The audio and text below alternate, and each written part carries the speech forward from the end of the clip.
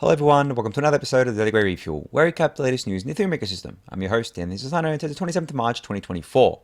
Alright everyone, let's get into it. So kicking off today's episode, we have a bit of movement on the, regulatory / political front in the US here. So Alexander Grieve, who works as government affairs at Paradigm, the VC firm, tweeted out this little brief here, or this kind of, letter that Patrick McHenry and Glenn Thompson, two people in US politics here, sent to the SEC, and basically asking them all about this company called Prometheum. Now, as you guys probably are aware, Prometheum is this company that the SEC is parading around as basically a company that was able to register with the SEC to custody crypto assets as securities, and then the SEC basically says to these other companies like Coinbase and others, hey, here's the path to register. See, Prometheum registered, why can't you? When in reality, we know that there is no clear path to register here, and Prometheum is really just kind of a Trojan horse trying to essentially get these crypto assets labeled as securities, because, for example, if Prometheum was to start trading and custodying ETH as a security, then the SEC can kind of parade this around and say, hey, look, Prometheum's doing it as a security. This is precedent. This means that why isn't Coinbase doing this? Or why isn't Kraken doing this? Or why isn't Gemini doing this? So there really is kind of this, really warped effort from the SEC here to do this. And this has been going on for a little while now. You guys will know that the Prometheum, CEO was fronting, I don't think it was Congress. It was like some kind of Senate committee meeting or something like that a few months ago. But yeah, we all know that this is basically just like an SEC psyop to try and basically, diminish the efforts of the people that are trying to do the right thing in the US here. All the companies trying to do the right thing, like Coinbase. But in this letter, basically, the Patrick McHenry and Glenn Thompson rip into the SEC, asking them questions about Prometheum, essentially. So you can see here this quote that Alexander pulled, where I begin the quote. They say, the SEC has used the following terms to describe digital assets. They've said they're called crypto tokens, crypto security tokens, crypto asset securities, digital asset securities, and digital asset securities that are investment contracts. So please provide definitions for each term and explain how they differ from one another. And as you guys know, none of these terms actually exist in the law. Like, there's no law that says that something is a crypto asset security. That's just not a thing. It's something that the SEC has actually made up in order to suit their own narrative. So essentially, these two politicians are basically asking the SEC, hey, define these things for us and explain why they're different to each other. Explain why these terms actually, hold weight, what they mean, and so on and so forth. Do I think that this is going to lead to anything substantial? No, because as we know, every time Gary Gensler has fronted these politicians, he just basically gives wishy-washy answers, doesn't give anything concrete. The Republicans tear him to pieces, the Democrats suck up his ass, and we get nowhere, basically. It's just bullshit politics, as per usual with this stuff. But it's still good to see that there is kind of motion here.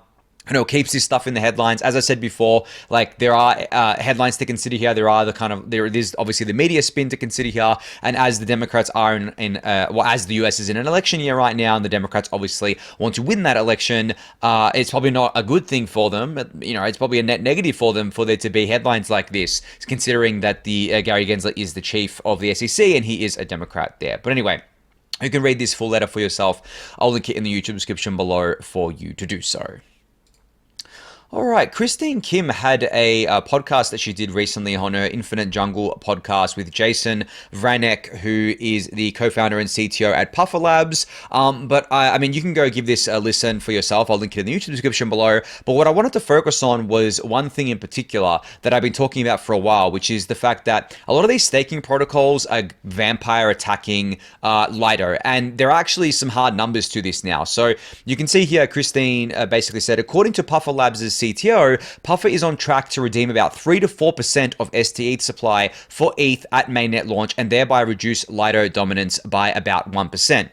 Now, that 1% number may not seem like a lot, but that is a substantial amount for Lido dominance here. It's been coming down naturally anyway, as I talked about yesterday. It's almost below 30%, and then they get hit again by this vampire attack. And that vampire attack that's going to happen because of Puffer is actually going to be a signal to other protocols, basically saying, hey, this works, you can do this. So I do think we're going to continue to see, obviously, stake, get pulled out of Lido, go elsewhere, but also stake go to other protocols. As I showed yesterday on Hill Dobby's staking dashboard, Lido isn't even in like the top 50. Like it has net outflows now. It's not even growing anymore.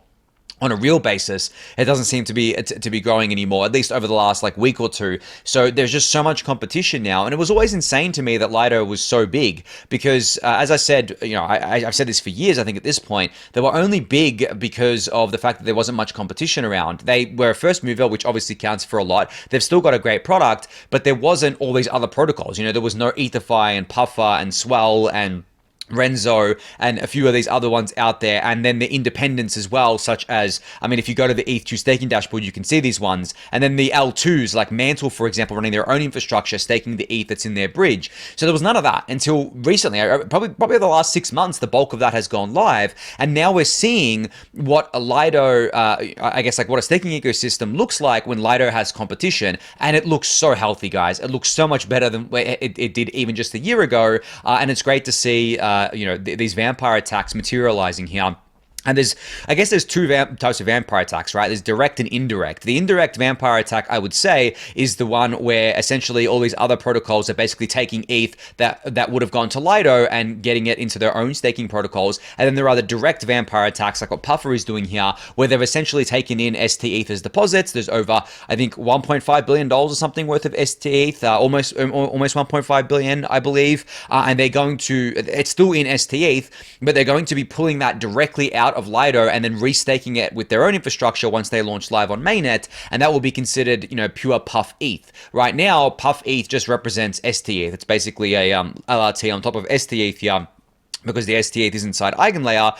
But yeah, once their mainnet launches, they're going to pull $1.5 billion worth from Lido, which is a huge deal, guys. Like, no matter which way you slice it, it's an absolutely massive deal here. But anyway, you can go listen to Christine's podcast. I'll link it in the YouTube description below for you to do so. All right, so some big news out of Coinbase over the last 24 hours. So you can see here, Max Brandsburg from Coinbase tweeted out, going forward, Coinbase is going to be storing more corporate and customer USDC balances on Base. This enables us to manage and secure customer funds with lower fees and faster settlement times with no impact to the Coinbase user experience. We are excited to continue to move our business on chain and hope other companies will follow our lead.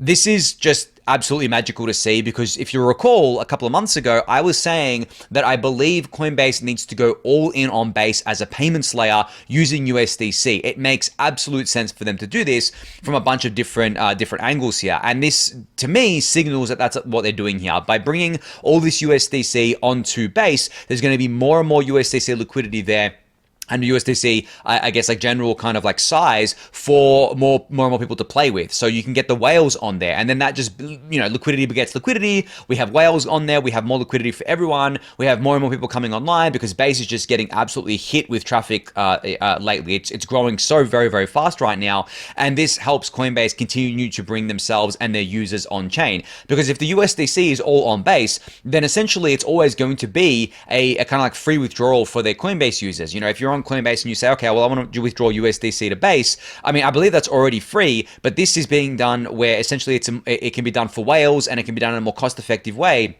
where Coinbase won't need to bridge the USDC from mainnet to Base and pay that cost. They could simply, it's not a huge cost, but obviously it's a cost. But what they can do is they can simply just, send the USDC from their Base addresses to users on Base, and then continue to offer those free withdrawals there. Now, on top of that, as I've mentioned before, Coinbase has this verification program that they're running, where essentially they're using the Ethereum attestation service to essentially verify that you own the wallet that you're sending your kind of funds to. And then in the future, they're going to be offering free transactions on Base for those users, which essentially means that USDC on Base will become a will become a free transfer, which means that Base de facto becomes the best payments layer in crypto by far. It beats Tron, right? People went to Tron because of the cheaper fees. It beats Tron. Like, Tron can't compete on this. Tron doesn't have the distribution that Coinbase has. It doesn't control the stable coin like Coinbase has a controlling share in Circle. Well, it has 25% share in Circle.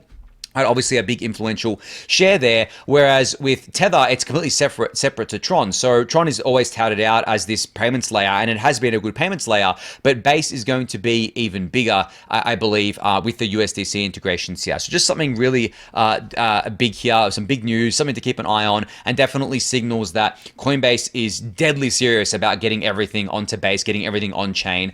And I really do believe that eventually, and I'm going on record and saying this, I'm not saying this based on any insider information or anything, but I do think for the Base vision to be fully realized, it's actually going to get spun out of Coinbase eventually. And what I think is going to happen is that they're going to have a token. Like, I know they've said they're not going to have a token, but I don't believe that. I feel like they're going to have a token eventually. So they're going to have a token. And the cool thing is that because Base has been incubated within Coinbase, they don't have any investors. The only investor that they have, I mean, technically is Coinbase, right? So essentially, if they do a token, they can allocate some percentage to Coinbase, some percentage to the core kind of like team that's been working on it, so on and so forth. But then the rest of the token supply can go to the community. So that they will have this just massive growth war chest on top of the OP tokens that they've already gotten from the Optimism treasury, right, to keep growing this thing. And I know that there are some concerns around this because obviously Coinbase is a centralized company, and people are concerned that Base is becoming like the de facto L2 right now, and that has ramifications because Coinbase is involved. But if Base spins out and Base decentralizes like they say they're going to do because they want to get to stage 2, and then they have a token, and basically the community runs the network, then I don't really see the issue here. Because as I said, like, I do predict that they're going to spin out of Coinbase eventually and do a token and then decentralize out to the community. Then they become like every other L2. Essentially, they've just been incubated by Coinbase instead of going and raising VC money. It's really the same thing here. Like, I think the major step up that Base has is the BD efforts, obviously, because obviously Coinbase is doing a lot of BD on Base, but Coinbase, from what I can see, isn't necessarily playing too hard of favorites here. They are still supporting all of the other L2s. They support free transactions to them. Yes, there are advantages here to using Base if you're a Coinbase customer, but really, I mean, that's what you get when you own the distribution. Like, I think that's just the free market at work here. But anyway, great to see Base continuing to grow here. I'm going to talk a little bit more about Base later in the episode, but I just wanted to highlight that for you guys today. All right, so I think the biggest news over the last 24 hours, or at least the thing that people were talking about the most, was this blast, I guess, like rug that happened, or exploit or hack that happened. So there was this, I believe, NFT project on the Blast L2 called Munchables that raised a bunch of money. I think it was almost $70 million worth of ETH, and then it got exploited by what is suspected to be a North Korean hacker here, and those funds were drained. Now, of course, this opened basically a huge conversation around the fact that Blast is currently centralized, like the whole thing's centralized sequencer, multi-sig, everything like that. And so people were asking, well, can't Blast just roll back the chain, or can't they just do an irregular state transition? And can't they just essentially take the funds away from the hacker and give it back to the community?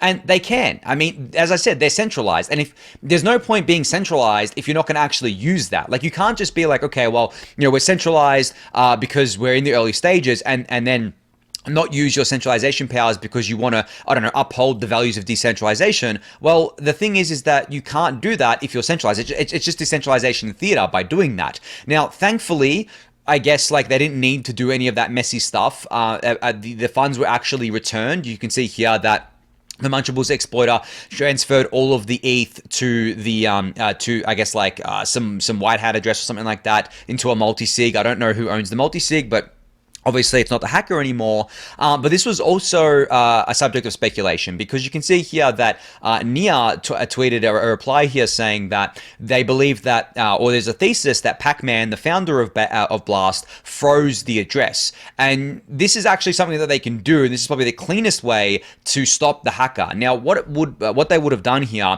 at least I suspect, and this is not confirmed, this is me speculating here, but what I suspect that they did is that they essentially just blacklisted the address on their sequencer, because they run the only sequencer, because there is no force exit to L1 that's not currently implemented in Blast. Essentially, what that means is that unless you're able to get your transaction in via the sequencer, then you're not going to be able to get the funds out here. So all they would have done is just blacklisted this address, And then the hacker might have been trying to do transactions and nothing would have gone through because the sequencer is not processing those transactions there. Now, this is a very, very clean way of stopping the hacker, I think. This is using your centralization powers without necessarily affecting anyone else. Now, obviously, centralized sequencers, the biggest risk of them is censorship, as I've discussed before. But in this case, it was actually, I guess, like for the greater good. Now, as I said, this is speculation. This isn't confirmed yet, but it makes sense because for those of you you might have seen this, but the Munchables exploiter actually sent the private key to the Blast team in order to retrieve the funds. Now, you wouldn't do that if you were going to return the funds normally. You would just send the funds back, right?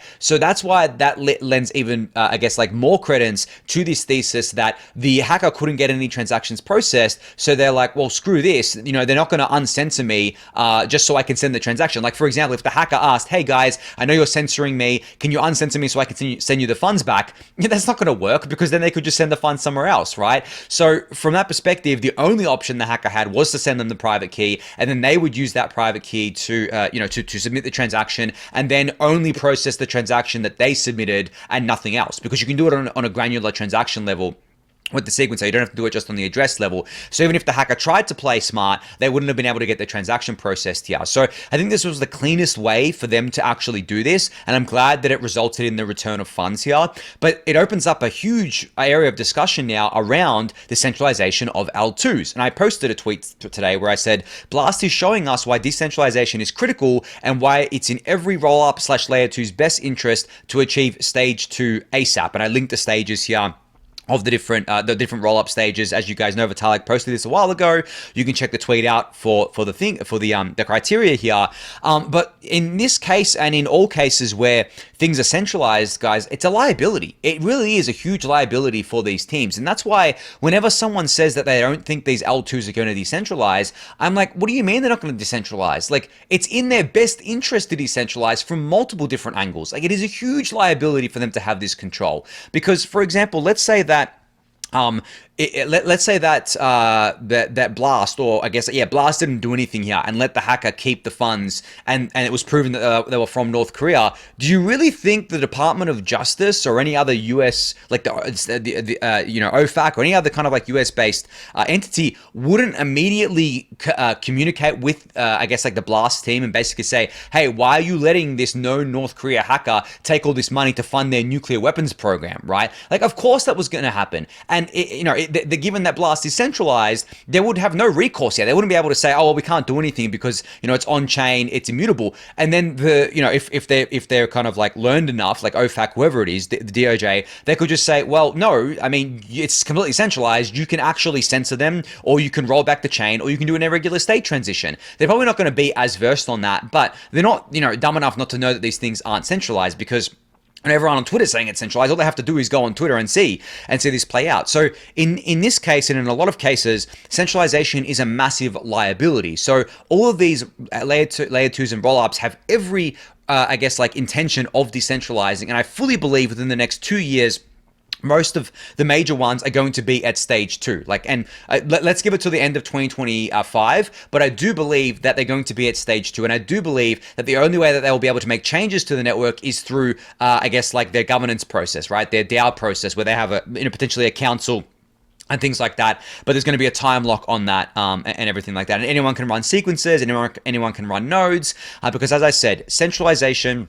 is a very big liability for these teams and for everyone involved with these things. Now, it also opens up the wider discussion around will these, will these entities like the DOJ and OFAC, will they delineate between centralized and decentralized? Will they actually care? Because as you guys know, there's currently an ongoing trial with Alexei Pertsev, one of the Tornado Cash developers, and a lot of these questions are being posed. It's basically the judges prying him and saying, didn't you have control here? Couldn't you stop it? And him just repeating himself and saying, no, I can't. I couldn't have stopped it. I don't have control. This is immutable, right? And then it's going to open up an even further discussion about how censorship is applied at the protocol layer, which we've been discussing for a while now.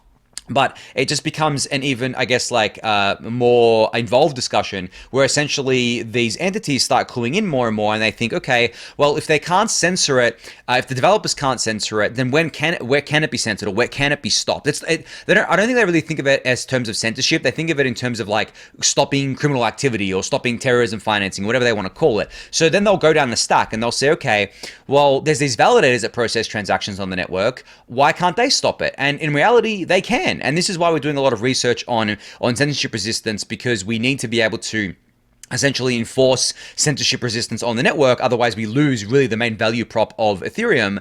But yeah, there are those questions posed, and that's why we have things like the relayers and block builders as well. Those things being centralized represents a liability for the censorship resistance of the Ethereum network as well. So there's all that kind of playing into it. So this is just such a wide discussion here, and it's going to be one that we have over the next several years. But I do think that these L2s and rollups can decentralize before this comes to a head. Before this really comes to a point where the operators, or at least the teams behind these L2s, start getting hit by things like things start getting sanctioned, or the OFAC or the DOJ starts going after these teams, and I think they're fully aware of that as well. So yeah, we're going to see these things decentralize. Just today they're centralized for one reason or another. But as I said, you can check out the stages for yourself, and I believe that within the next 2 years, so by the end of 2025, we're going to see most of the major L2s being, at stage 2 here, which is the no training wheels stage. All right, so I saw this just pop up before, but blob fees were starting to creep up, and you can see here, you can see on the Ultrasound Money website that they were starting to creep up here, and it was above the target, which meant that you were basically going back to how Ethereum, I guess like Ethereum's fee market works with priority fees, where essentially you're trying to outbid each other to post blobs here. Now, I actually looked deeper into this, and it turns out this wasn't a natural kind of thing. It was actually Linnea starting to utilize blobs, and they went crazy just posting a lot of blobs to the network. And as you can see, Francesco said, it's just a backlog from Linnea. They're posting blob transactions at a crazy rate after not posting anything for 11 hours, and then for another 8 hours. They're down to just 4 hours of backlog left, should be a few more minutes more. And then one of the people involved with Linnea, Declan Fox here, who is the product lead of Linnea, said that we now have a limit on the number of blobs submitted at a time, but happy to have burned some more ETH. So that's cool. They're burning ETH, but that's basically what was happening there. And as I've said before, guys, like there are going to be these spikes. There are going to be these times where the blobs aren't used very efficiently, but it's in every roll-up's, interest to make sure that they're using blobs efficiently. Otherwise, they're just overpaying and they're just losing money here. So just wanted to point that out for you guys there. If you see this kind of creeping up, probably better to like dive deeper into it. I mean, I tweeted this out before I dived deeper into it, and I went and checked out Hill Dobby's blob dashboard on Dune Analytics, and it showed that it was basically this unknown entity that hadn't been tagged by Hill Dobby yet, spamming these blobs. And then I went on chain, and I went to Etherscan, and I saw it, and I saw Linnea, and I'm like, okay, well, that explains it. I know that Linnea recently started using blobs, so that makes sense. But then they weren't using blobs the proper way, right? They were just spamming it and overpaying here. But as you can see, Declan said that they were just getting through that backlog, and now they're just using blobs as per normal there. All right, so another thing that I wanted to kind of give a little bit of a mini rant about today is this kind of perverse narrative that I'm seeing perpetuate itself throughout the ecosystem right now. Now, as you guys know, after blobs went live, data costs for L2s collapsed, and they collapsed by like 99%.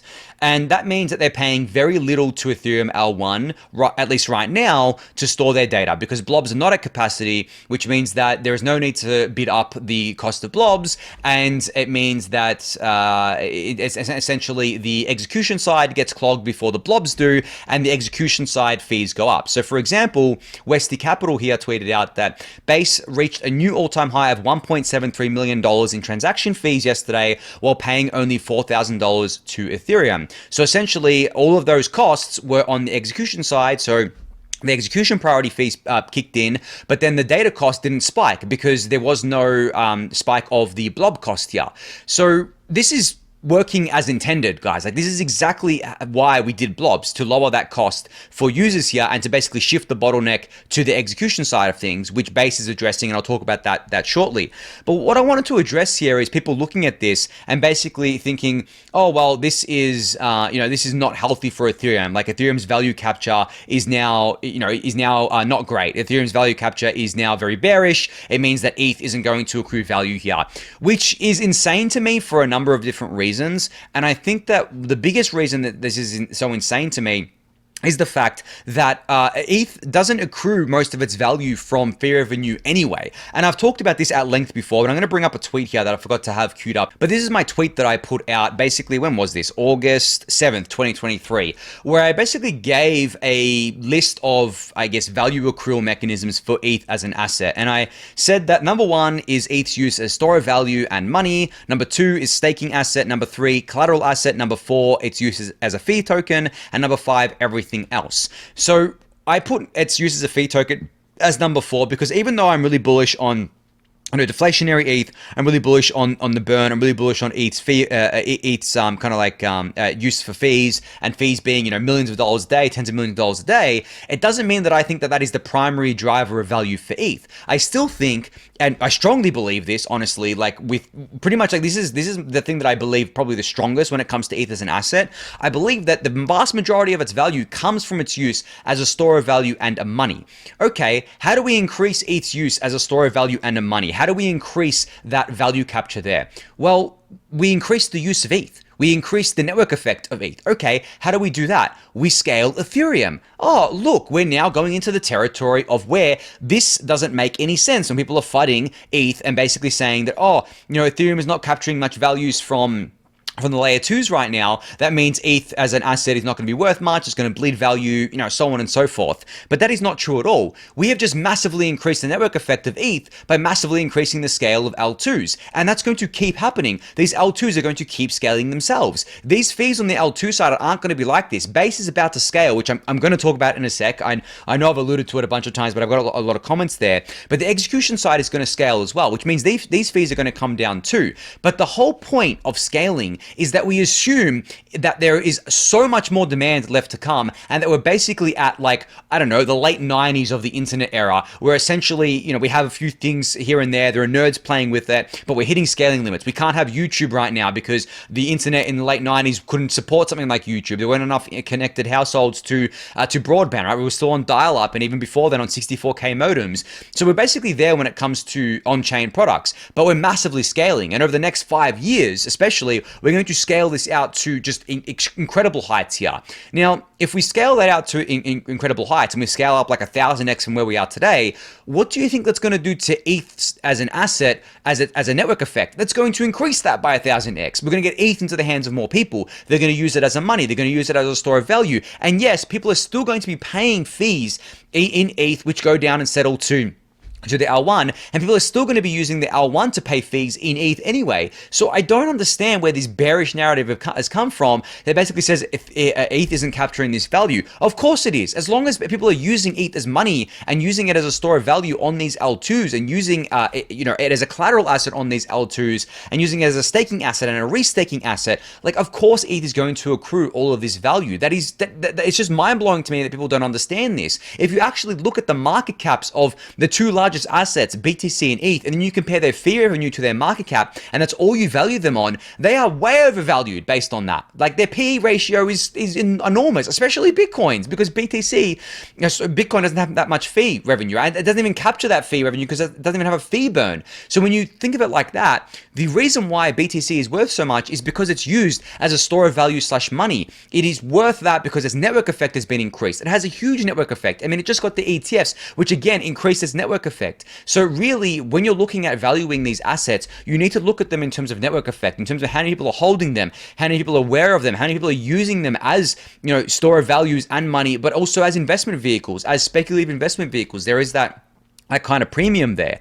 And then the final thing I'll say on this is that what matters in the end is aggregate fees, right? So what I mean by this is that you can have people paying $100 fees on L1. Let's say it's cost $100 to swap on L1. It's like a really crazy day on L1. Gas fees are super high. It costs you $100 to swap. That is roughly equivalent in terms of, I guess, like fee value capture to people doing swaps on an L2 for 1 cent. And if you times that out, 100 times 100 here, that's 10,000 people doing a swap, or 10,000 swaps happening on layer 2s for $100 versus on layer 1 for $100. All else being equal, and if you're counting like the data costs here, I mean, it's not a one-to-one kind of math. I'm just doing the math in my head right now. I'm trying to make the math, but essentially that's kind of how it works there. Well, you're essentially just shifting it to the layer 2s. You're shifting that kind of, I guess, like cost and that network effect to the layer 2s, and that is exactly how Ethereum is scaling via the roll-up centric roadmap. So yeah, anytime you see someone saying that it's bearish that we increase the amount of data available on the Ethereum network, and that means that these L2s aren't paying much for data anymore, that is completely wrong. Like, for so many different reasons, many of which that I've outlined just then. But I think that I've made my point there, and I think I've gone very ranty there, and I'm already at almost 30 minutes here, so I do want to definitely move on from this. But yeah, I thought that was just something worth pointing out. But you can go check out this from Westy Capital, as well as my other tweet that I put out back in August. Maybe you want to reread it. I'll link it in the YouTube description below for you to do so. All right, moving on to that discussion about Base's execution scaling that I was kind of alluding to the whole episode. So Jesse Pollack on Farcaster tweeted out that they're going to be increasing Base's gas target to 3.75 megagas a second tomorrow, and that tomorrow is today. So basically, Base is going to scale today, and they say here, we'll monitor, then increase to 5 megagas per second early next week. Our North Star is 1 gigagas per second, and we'll keep increasing incrementally while we make progress in increasing our L1 DA, managing state growth, and scaling execution. This is a huge unlock, guys. Obviously, Base has been hit very hard lately. Fees have gone up on the execution side, but now they're going to be increasing, I think they're going to be basically increasing it by 50% and then 100% scale on the execution side here. And obviously increase it over time. But this is one of the superpowers of the L2s. Look how quickly they can do this. Do you know how long it would take to do the same thing on L1? Doing the same thing on L1 is basically increasing the gas limit of L1. And we saw an effort for this recently. That effort was launched, I think, like a week ago now, or over a week ago. And there's not much movement there at all, right? Because you have to coordinate with, obviously, like everyone on the Ethereum network, all the validators. And there are many, many different things to consider here, because L1 Ethereum is very different to the L2s. Whereas on the L2 side of things, I mean, this is one of the superpowers of being centralized right now, is that they can move very, very fast, and they can scale very, very fast. And they can hit the limits, much faster than L1 can. And that's exactly what Base is doing here. That's exactly what the other L2s are doing. And that's why you're going to see fees come down. And then obviously it's going to hit a point where DA becomes the bottleneck again. And then you're going to see, fees basically go up again on the DA side, and then we're going to increase the scalability of DA by increasing the size and the count of blobs. That's going to happen slower, so it's going to be interesting to see like how quickly blobs get saturated here. But yeah, I mean, I'm excited to see what Base's fees drop down to with these increases. As I said, it's going to be increased by 50% today, I believe, and then by 100% by early next week. So, over the next few days, Base is going to get very cheap again. All right, speaking of Base, Njoku.eth here announced something today called Base Migrate. So this is the Base migration tool is a game changer for projects looking to migrate their ERC20 tokens to the Base network, say goodbye to manual processes, and hello to a seamless transition. So this is one for the developers out there, and one for people who basically have ERC20 tokens as part of their project, or if you're thinking, if you launch one on L1 and you want to bridge it to L2s, this tool allows you to do that. So I just wanted to highlight this for the developers out there. Maybe some developers that could make use of this. So yeah, you can go check this out. It's at base-migrate.xyz, and I'll link this in the YouTube description below for you guys to check out. All right, so Optimism announced today that they are overhauling the OP Retroactive Public Goods Funding Initiative. Now, they're actually renaming this to Retro Funding. They're not calling it the Retroactive Public Goods Funding anymore, which I think is probably a better name because there's been a lot of debate around what constitutes a public good versus what doesn't. So they've essentially just rebranded it as Retro Funding, and they have allocated a total of 850 million OP tokens to this initiative, which at current value is like, what is it, 3.5, $4 million or something like that worth of, sorry, 350 million to $400 million dollars worth of OP tokens here, if I'm doing my math correctly, or billion. I don't even know right now. I think, what's the current price? I'm actually not mathing right now. My math sucks today. I'm just going to Google it. Yeah, sorry, 3,400,000,000 roughly, based on a $4 OP price. So yeah, a lot of money set to go to retro funding here. Now, as well as announcing this kind of rebrand and announcing how many tokens are going towards this, they've also announced the future round. So they've broken the rest of the 2024 rounds into 4 distinct categories. So in May of 2024, there's going to be the on-chain builder round. In August 2024, there's going to be the OP stack round. And the governance round, and then in October there's going to be a dev tooling round, and you can find out more about each of these. I'll link this in the YouTube description below for you to do so. But I think this is overall a positive step here, because I think the major thing that there was drama around was the fact that it was called public goods funding, when in reality it wasn't really public goods funding anymore. It was just retro funding, and 2, it was not broken up into, I guess, like categories. So essentially you had like just one big round where there was like 600-700 projects all trying to get a share of that pie, all part of different categories. Now there's going to be essentially 4 different categories, and they're going to keep continuing this as time goes on, of course, but there's going to be 4 distinct categories here that projects can fall into, and there's no need for these projects to fight other categories. They're just going to be competing, I guess, in a roundabout way within their own category here, which is great to see. But anyway, you can go check this out. I'll link it in the YouTube description below for you to do so. All right, last up here, I just wanted to show that Google is now showing your native account balance of your Ethereum address across chains. So you can see here, this is my sassal.eth address. Google is currently showing my Ethereum, L1, Arbitrum, Optimism, and Polygon POS balances here. Now, I did mention this, I think, yesterday or the day before, that I really wanted to see that, I really wanted to see Google do this after they added support for ENS names. Well, maybe they heard my call, maybe they were already doing this, but yeah, it's great to see that this is now supported here. And I do want to repeat what I said the other day, in that, guys, like, this is not a privacy, like a violation of privacy. Google doesn't have privileged access to this information. They're literally reading this information off of existing services like Etherscan, RBScan, Optimistic Etherscan, and Polygon Scan. And those services are reading this information off of the very public blockchains that we all know and use, like completely public. There is no default privacy on these chains. So I just wanted to clarify that for people there. But yeah, you can go search your own address on here. Maybe you can find tokens on other chains that you didn't know you had. It's only showing you the native gas token that these tokens use. So, not the native gas token, but the native token of these assets as stipulated by the chains themselves. And as you can see here, it's showing me my ETH balance on Ethereum and Arbitrum, my OP balance on Optimism, and my Matic balance on the Polygon POS chain here. But yeah, you can go Google your own address. I'm sure it'll come up there. But on that note, that's going to be it for today. So thank everyone for listening and watching. Be sure to subscribe to the channel if you haven't yet. Give it a thumbs up, subscribe to the newsletter, join the Discord channel, and I'll catch you all tomorrow. Thanks, everyone.